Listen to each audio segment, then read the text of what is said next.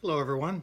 I'm Jim, and this is the first installment of Random Thoughts, a series of semi scripted, single shot, 4 to 5 minute public service announcements on subjects topical, generic, and sometimes abstract or even metaphysical.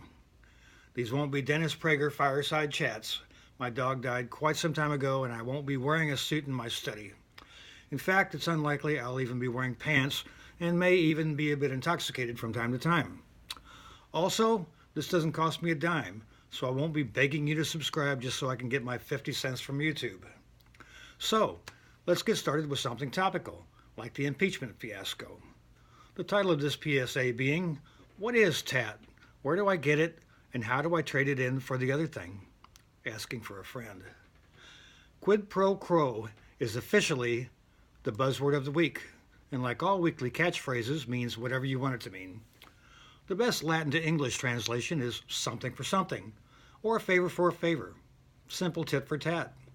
Not really extortion, like what poor Uncle Joe bragged about on camera regarding the dismissal of a Ukrainian prosecutor investigating his son in exchange for taxpayer-funded aid to that country.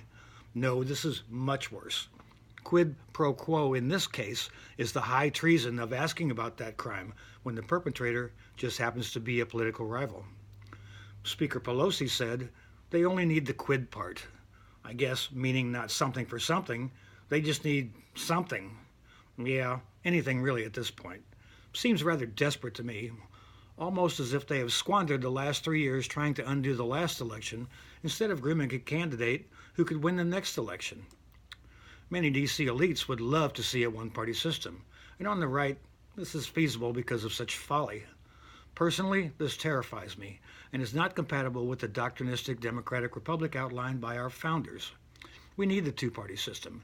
In fact, I would like to see a three-party system, but that's not going to happen anytime soon. So, who is a viable Democrat candidate? Tough to say because they all seem to parrot the same pipe dream pandering points, like genetic clones void of original thought. Tulsi Gabbard seems to have actual ideas rather than the same redundant rhetoric that has turned passionate battle chants into an abrasive, yet somehow acquiescent feedback loop.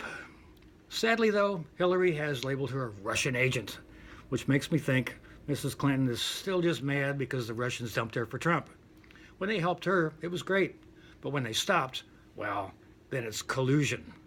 But I digress. These attacks don't help Gabbard. But like Warhol said, even bad publicity is good publicity. Shame on Hillary for bashing Tulsi's selfless service to her country. But at least she's getting some attention, something the DNC seems to avoid because she doesn't fit the mold. So who's it going to be? Uncle Joe? No. Cory? Hell no. Kamala? Hell no. Warren? Maybe, if she would just stop lying and stop pandering. She actually has a pretty keen sense of economics evident in her books and articles, although you wouldn't know it by her unrealistic and quite insincere middle-class tax expectations for unachievable goals simply used as cheap pro-wrestling-style rallying pops. I do want to see someone give Trump a run for his money. Sure, I'll probably vote for him anyway, but I guess I'm just a racist. Whatever. Democracy works best on a level playing field, and although it's not a perfect system, it seems better than any other top-heavy country of comparable military and economic prowess. As I often say, through opposing ideas, new ideas are born. We don't need to hate to debate, so long as we all retain our American identity. Yeah, I know. I just said American identity. Guess I'm not only a racist, but a nationalist as well. But you know what? Screw it. I'm not getting paid for this. Call me what you will. I promise I won't cry. I also promise that this mess will all be fine. I don't put that much stock in the omnipotence attached to the office of president. It's an 8-year gig, max. I'm 66 years old, so I know how quickly they come and go.